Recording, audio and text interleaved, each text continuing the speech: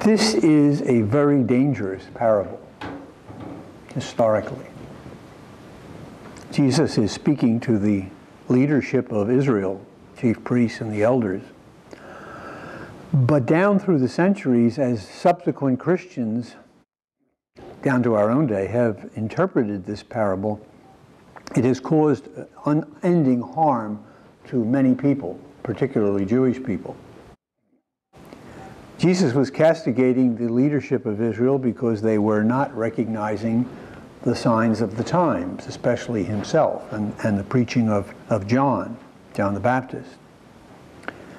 By the time this parable was written down in writing to be a part of what we call the New Testament, 40, maybe 50 years later, Matthew was writing for a Jewish community of Christians who were beginning to have problems with their fellow Christians, their siblings in the faith, because some obviously did not accept Jesus as Messiah, whereas the Christians did. And so now this apparent sect of Judaism was obviously becoming a different religion, and there was lots of animosity in the congregation and among relatives and friends and families.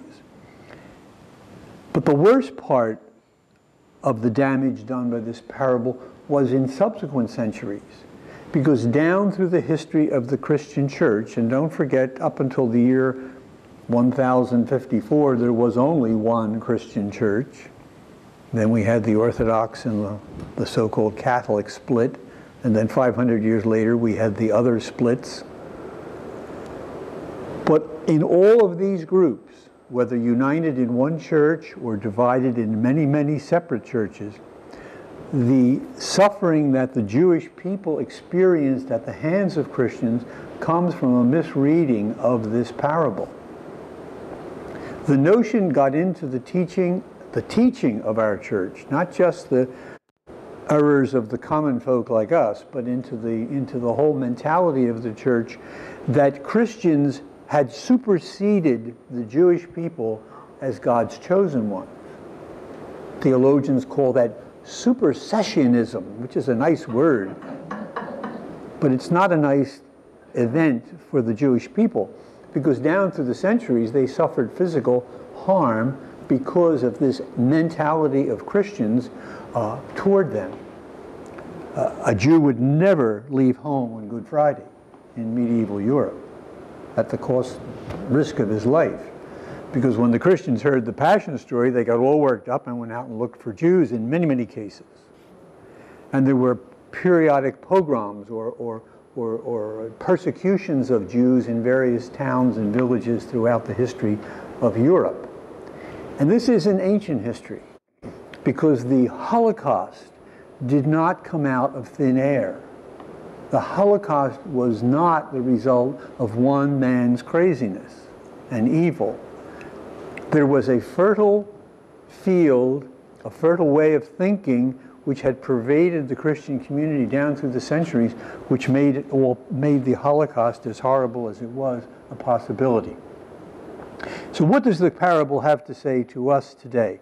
Not to the leaders of Judaism, not to the nation Christian community, which was beginning to have internal problems, but what does it have to say to us today? That we are not so arrogant that we determine where the activity of God lies in our world, where the kingdom of God is manifesting itself gradually and fully in our time. That we don't become so fixated on our own community, our own religion, our own group, that others suffer from it or are denied access to it or become pariahs, religiously speaking, in our eyes. Jesus was adamant that if you don't accept the gifts of God, you'll lose them. Not because God takes them away from us, but because we do not accept them.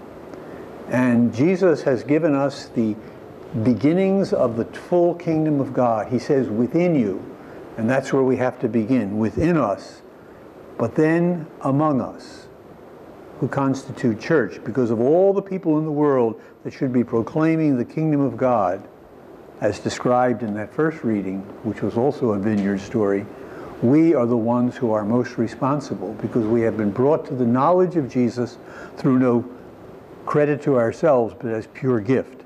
And as Jesus says, what you have been freely given, freely give.